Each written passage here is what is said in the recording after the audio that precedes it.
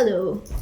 So, greetings from Prague, where we are in a state of quarantine. I can see the outside through my window, but I'm not going to go there. So, I hope everyone is fine where they are and that you're enjoying this time of beautiful confusion. If the name does not apply now, I'm not sure when it will. So, I'm making this video to introduce a project that we're working on bringing to the digital space, where it seems we'll be hanging out for the foreseeable future. So I've made myself a little list of auto interview questions that I will be trying to stick to. This is my second time recording this video. It's harder than one thinks. So the first of them is, what is it? So the project is called Stories of the Present War. It's based on a collection of letters that I found in my mother's garage in a metal chest belonging to my grandfather that contained these letters and a lot of his paraphernalia from World War II. The title of the project comes from a film that my grandmother saw called International Lady, which she described to my grandfather as being a story of the present war, German spies, all that kind of thing. I chose that as the title because I love this notion of the present war being whatever it is that we're contending with, as well as what the present war was for her. So there's a sense of plurality there, the variousness of all of the things that we're contending with individually and collectively across time that links this present to that one. When I first found these letters, I was interested primarily for the insight that they offered into my grandparents' lives. But this project was really born in 2017 when I found myself starting to get sort of personally and more sort of contextually anxious. On a personal level, I felt like I was experiencing a loss almost of confidence or boldness as I got older, which felt really counterintuitive because it seems to me that as we gain in experience, we should gain in confidence and tenacity. And that wasn't really what I was experiencing. So I wanted to spend some time thinking about that. My grandmother's story felt relevant in that context because I had heard stories of her all through my life about how brave she was as a young woman, how she eloped with my grandfather against her parents' wishes and all of these things. But I had a hard time squaring that with the person I knew as an adult. And I found myself just sort of interested in digging into that sense of like why it might be that we begin life quite boldly and end up less so.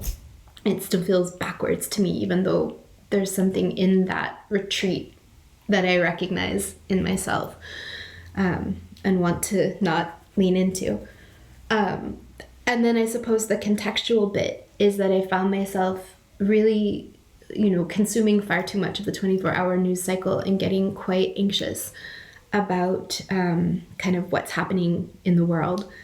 I was living in Prague again, but alone a lot of the time and alone for the first time in some time, and just kind of hitting refresh on the Guardian website, way too often.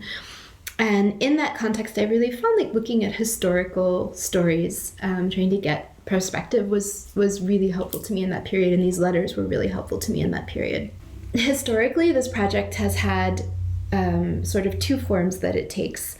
The first is a durational installation. What that means is that I take a space and I take bits of the letters, I take photographs of the letters, I take bits of writing, and I collage them in the space while typing into a live blog interface about what's occurring to me as I do it. The subtitle of this project is A Live Puzzling Out of Complex Matters. And a big part of it for me is just sitting with these materials and sitting with my own reflections and trying to arrange and rearrange them in a way that provokes me to think, and then recording kind of what emerges from that sitting and sifting.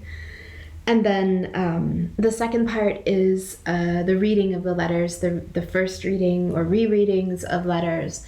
And those I've tended to record live via a podcasting interface, and then follow them up again with some live writing and photographing of individual letters. So in terms of how this project is going to move forward into this quarantined space, I'm going to continue with this reading of the letters, or resume rather.